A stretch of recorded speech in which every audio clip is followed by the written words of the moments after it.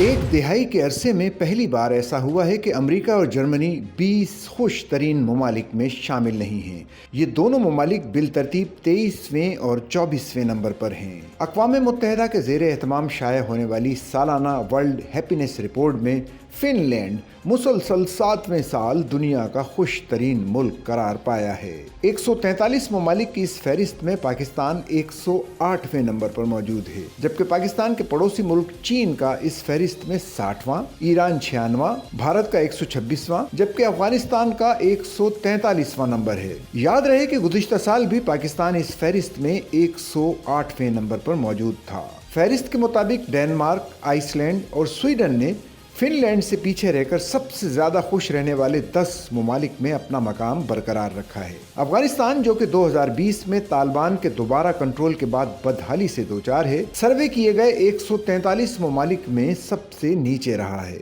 کوسٹاریکا اور کویت 12ویں اور 13ویں نمبر حاصل کر کے ٹاپ 20 میں داخل ہو گئے ہیں۔ رپورٹ میں بتایا گیا ہے کہ خوش ترین ممالک میں اب دنیا کا کوئی بھی بڑا ملک آبادی کے لحاظ سے شامل نہیں ہے۔ فہرست میں ٹاپ 10 ممالک میں صرف نیدرلینڈ اور آسٹریلیا کی آبادی 15 ملین سے زیادہ ہے۔ ٹاپ 20 میں سے صرف کینیڈا اور برطانیہ کی آبادی 30 ملین سے زیادہ ہے۔